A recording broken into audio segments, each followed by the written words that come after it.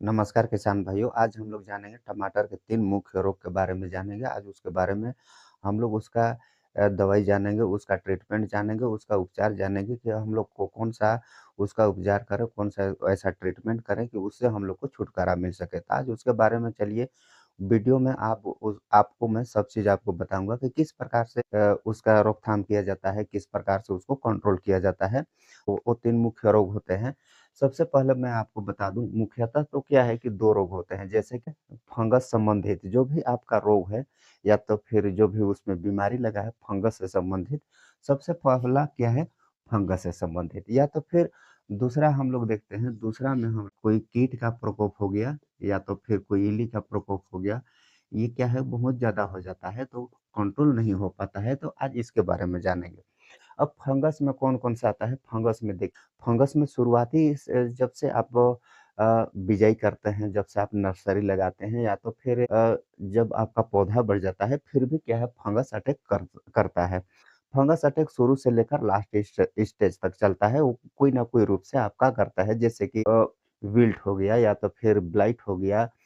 इस प्रकार से और भी अनेकों प्रकार का जो फंगस से जनित रोग है, वो फंगस से ग्रसित होता है और कीट कीट से संबंधित कीट से शुरू से ही आप देखिए ज़मीन में जब आप कोई भी नर्सरी लगाते हैं, कोई भी पौधा लगाते हैं, वहाँ पर आप देखते होंगे कि उसमें ज़मीन का कीड़ा काटने लगता है या तो फिर शुरू स्टेज से ही उसमें क्या है कोई रस चूसक कीट वगैरह का उसमें प्रकोप हो जाता है, जैसे कि थ्रिप्स हो गया, माइट्स हो गया, लीफ माइनर हो गया। इस प्रकार से क्या है कि शुरू स्टेज से ही ये धीरे-धीरे चला जाता है। लेकिन क्या है ये सब बीमारी क्या है थोड़ा-सा जो जानने वालों के लिए थोड़ा-सा है और नहीं जानने वालों के लिए क्या है ये बहुत बड़ा ये पहाड़ बनकर खड़ा रहता है।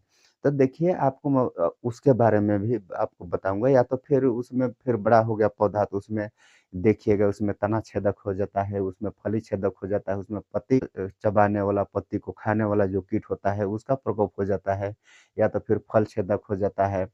Fruit borer, stem borer, shoot borer इस प्रकार से अनेकों प्रकार का कीट का बहुत बड़ा उसमें भी बहुत नुकसान आपको सहना पड़ता है।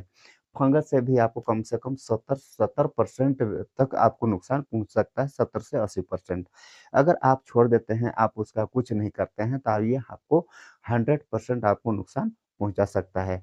अगर आप कीट को आप जान रहे हैं या तो फिर जो कोई भी कीट हो, किसी भी प्रकार का चूसने वाला, चबाने वाला, हर प्रकार का जो भी कीट हो। अगर आप इसको छोड़ देते हैं, तो ये भी आपको 70 से 100% तक ये आपको हानि पहुँचा सकता है। आपको क्या है, एक भी आपका फसल नहीं होगा। तो इसके लिए क्या है, आपको एक-एक चीज़ आपको बताऊँगा। सबसे पहले मैं आपको बताने जा रहा हूँ कीट से संबंधित, इल्ली से संबंधित और इसमें जो भी इस प्रकार से होगा, उसके बारे में हम लोग क्या है, शुरू स्टेज से हम लोग जानेंगे। छोटा से होकर बड़ा स्टेज तक हम लोग जाने का प्रयास करेंगे। आपको मैं बढ़िया से समझाने का प्रयास करूँगा। अगर कहीं पर बाय मिस्टेक अगर भूल हो जाती है, तो उसको क्या है, उसको कमेंट तुरंत कीजिए और तुरंत कमेंट करके उसको बताने का प्रयास कीजिए। अगले बार क्या है, उसको मैं समझाने का प्रयास आपको ठीक ढंग से करूँगा। तो हम लोग सबसे पहले जानते हैं कीट से संबंधित। अब कीट से संबंधित जब आप ज़मीन पर लगाते हैं, ज़मीन पर कोई भी नर्सरी लगाते हैं, कोई भी पौधा लगाते हैं या तो फिर आप बीज बोते हैं, सब्जी वर्गीय बीज विशेषकर या तब सब्जी वर्गीय पौधा विशेषकर।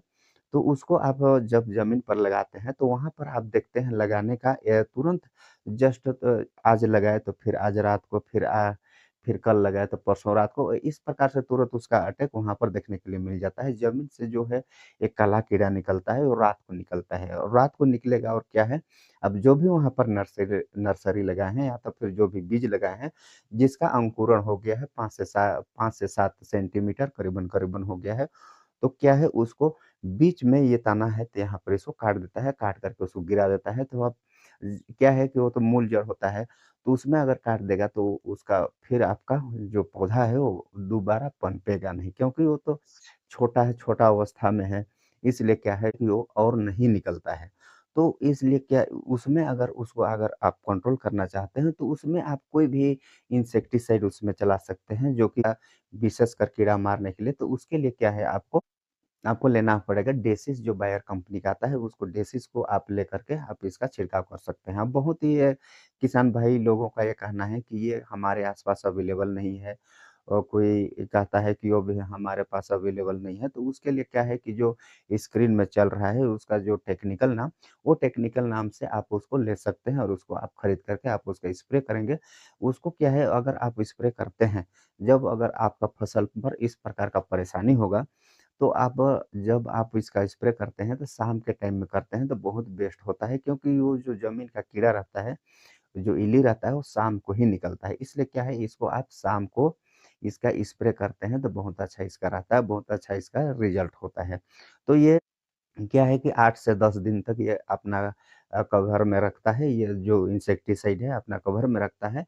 ये 8 से 10 दिन ये कर लेगा, उसके बाद क्या है 8 से 10 दिन बाद आपका पौधा इतना से 5 से 7 सेंटीमीटर से इतना हो जाएगा। इतना हो जाने के बाद क्या है उतना तंग वो नहीं करता है।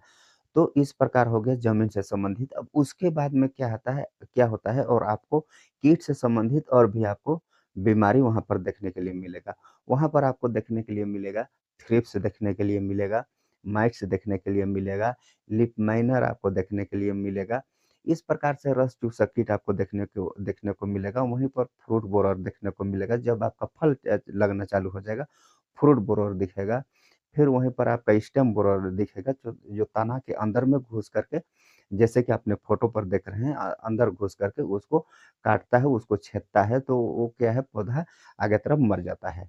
और उसी में क्या है आपको शूट बोरर देखने के लिए मिलेगा जो चोटी छेदक आपको दिखेगा। इस प्रकार से आपको एक से एक आपको कीट से आपको बहुत आपको परेशानी आपको देखने के लिए मिल सकता है। तो इसके लिए क्या है आपका रस चूसक कीट हो या तो फिर आपका खाने वाला कीट हो, आपका चबाने वाला कीट हो या तो फिर कोई भी इल्ली हो तो हर चीज़ आपको अगर ये कंट्रोल करना चाहते हैं, तो उसके लिए क्या है 2 से 3 इंसेक्टिसाइड आपको जो बताने के लिए जा रहा हूँ, किसी एक का भी आप प्रयोग करके आप इससे छुटकारा पा सकते हैं। सबसे पहला मैं बता रहा हूँ कि अगर आप करना चाहते हैं, तो एफएमसी कंपनी का कोराज़न आता है, कोराज़न को भी आप छिड़काव करके उससे आपको सुरक्षा मतलब कि उससे आपको बचाव हो सकता है। उसमें क्या रहता है, उसमें क्लोरएंट्रानिलिप्रोल रहता है। ये 18.5% होता है इसमें क्लोरएंट्रानिलिप्रोल। तो इसको क्या है आपको कोराजेन नाम से नहीं मिल रहा है, तो आप क्लोरएंट्रानिलिप्रोल जो स्क्रीन में चल रहा है या तो फिर आपको बता रहा हूँ क्लोरएंट्रानिलिप्रोल 18.5% इसको आप ये नाम से आप माँग सकते हैं। कहीं भी कोई भी दवाई दुकान होगा, कोई भी इस प्रकार से जो खाद बीज दुकान होगा, वहाँ पर दवाई वगैरह मिलता होगा, वहाँ पर से आपको ये मिल जाएगा, कोई भी कंपनी का मिल जाएगा। ये नहीं कि आपको एफएमसी का ही मिलेगा या तो फिर आप क्लोरएंट्रानिलिप्रोल जो 9.3% में आपको और भी मिल जाएगा, जो कि आपको कात्यायनी कंपनी का क्लोडा नाम से मिलेगा या तो फिर आप एम्प्लीगो जो सिजेंटा कंपनी का मिलता है, उसको भी आप ले सकते हैं। इसमें आपको और एक इसमें क्या है कि आपको कंटेंट मिल जाएगा, उसमें लैम्ब्डासाइक्लोथ्रिन आपको मिल जाएगा जो 6% आपको मिलेगा जो जेडसी फॉर्म में आता है, ये और एक इसमें कंटेंट मिल जाएगा। तो इसमें 2 कंटेंट मिल कर के क्या है कि ये डबल प्रहार करता है। डबल प्रहार मतलब बोले तो क्या है कि एक कॉन्टैक्ट बेस में भी काम करेगा और एक सिस्टमिक बेस से भी काम करेगा। कॉन्टैक्ट बेस में क्या है कि जैसे कि कोई भी कीट का अगर उसमें संपर्क होता है, कोई भी कीट हो गया या तो फिर कोई भी इल्ली हो गया, अगर उससे अगर संपर्क होता है तो वहीं पर वो कंट्रोल हो जाता है। अगर इसमें क्या है कोई इल्ली बाद में भी आता है, चाहे कोई कीट बाद में आता है, तो उसमें क्या है, इसमें और एक जो कंटेंट है लेम्डासाइक्लोथ्रिन जो 4.6% में आपको मिल जाएगा, जो जेरसी फॉर्म में आता है ये कंटेंट। ये कंटेंट आपको क्या करता है कि अगर कोई बाद में भी कोई कीट आता है या तो फिर कोई इल्ली आता है, तो इसको बाद में भी ये कंट्रोल कर लेता है। तो ये डबल प्रहार करता है, जैसे कि ट्रांसलेमिनार के कारण क्या है कि ये पौधा का हर अंग-अंग में चला जाता है, हर पत्ते में चला जाएगा, हर फल में चला जाएगा। तो इससे क्या है कि कीट वगैरह या तो फिर जो इल्ली होता है, फल छेदक या तो फिर तना छेदक, जो अंदर में रहता है, वो भी कंट्रोल हो जाता है। तो इसमें आप कोराजेन को भी आप इस्तेमाल कर सकते हैं, जो कॉन्टैक्ट बेस में काम करेगा। अगर आप क्लोडा कर सकते हैं या तो फिर एम्प्लीगो नाम से ले लेते हैं। तो ये क्या है, ये इसमें क्या है कॉन्टैक्ट प्लस सिस्टमिक सिस्टमिक तरीका से भी इसमें काम होता है। तो ये क्या है डबल प्रहार इसमें डबल प्रहार के चलते ये कीट को जल्दी ये कंट्रोल कर लेता है। तो इस प्रकार से आप इसका भी आप छिड़काव करके कर सकते हैं। इसमें क्या है चूसने वाले कीट भी कंट्रोल हो सकते हैं या तो और क्या है चबाने खाने जो भी कीट है, जो भी इल्ली है वो भी कंट्रोल आसानी से हो जाता है। तो अगर आपका में क्या है थ्रिप्स वगैरह या तो फिर माइट्स हो गया या तो फिर लीफ माइनर हो गया, अगर इसमें और आपका जो है ज़्यादा अगर इस प्रकार से होगा तो आप क्या है गोदरेज कंपनी का एक आता है ग्रासिया नाम से आता है, इसका भी आप छिड़काव करके आप वो चबाने वाले या तो फिर चूसने वाले या तो फिर इस प्रकार से सभी कीट का आपने ये कंट्रोल तुरंत कर लेते हैं। क्या है ग्रासिया क्या है कि ये कॉन्टैक्ट बेस में काम करता है, लेकिन क्या है ये ब्रॉड स्पेक्ट्रम इंसेक्टिसाइड है। ये ब्रॉड स्पेक्ट्रम होने के कारण क्या है कि ये ट्रांसलेमिनार भी है इसमें। तो ये सबको आप छिड़काव करके उसमें से आप छुट आसानी से छुटकारा पा सकते हैं।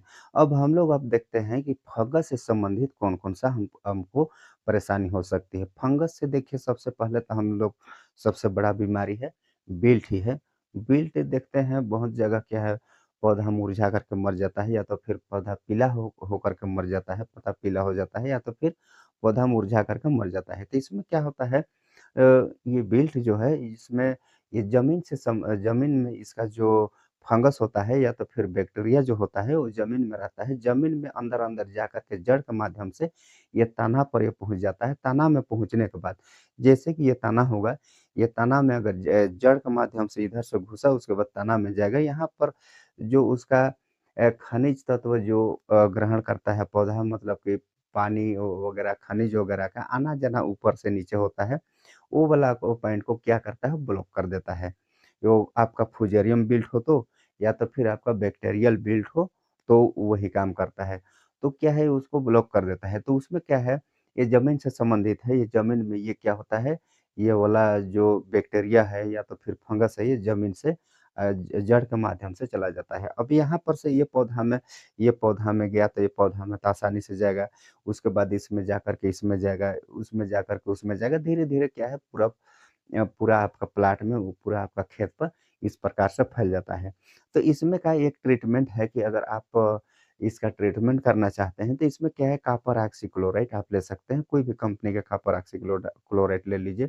ब्लू कॉपर आप ले सकते हैं जो क्रिस्टल कंपनी का आएगा, ब्लू कॉपर भी ले सकते हैं या तो फिर ये नहीं मिलता है तब बिल्टॉक्स ले सकते हैं जो टाटा कंपनी का आता है।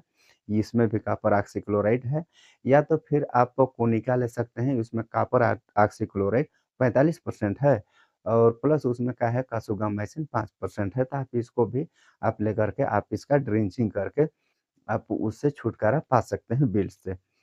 लेकिन क्या है, अगर आप बिल्ट को पहचान गए कि ये फ्यूजेरियम बिल्ट है, तब तो क्या है फंगिसाइड बस उसमें ड्रिंचिंग करके आप उससे मतलब कि उससे सुरक्षा पा सकते हैं। अगर आपका में क्या है बैक्टीरियल बिल्ट भी है, तो उसमें क्या है आपको क्लासुगामाइसिन या तो फिर प्लांटोमाइसिन आपको ऐड करना बहुत ज़रूरी है। अगर आप ऐड नहीं करते हैं, बैक्टीरियल बिल्ट है, अगर बैक्टीरिसाइड को अगर आप ऐड नहीं करते हैं, तो आपका बिल्ट कंट्रोल नहीं होगा।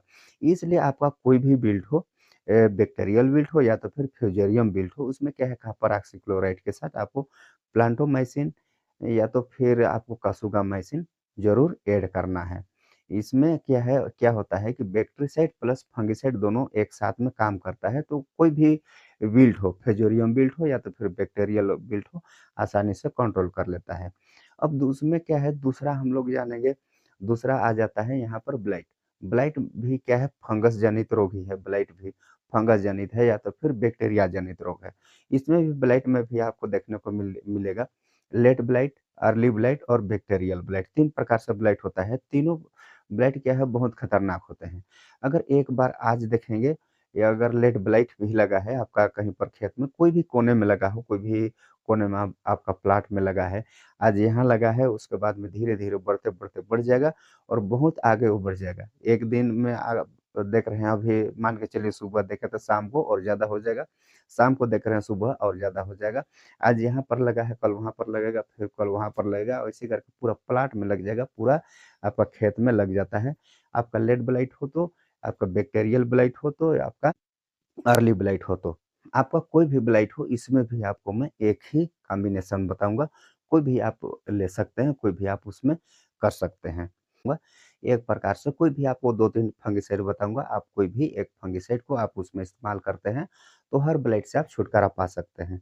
तो सबसे पहले मैं आपको आपके लिए लेकर आया हूँ एज़ेक्सिट्रोबिन 11% प्लस उसमें टेबुकोनाज़ोल है 18.3%, टेबुकोनाज़ोल 18.3%।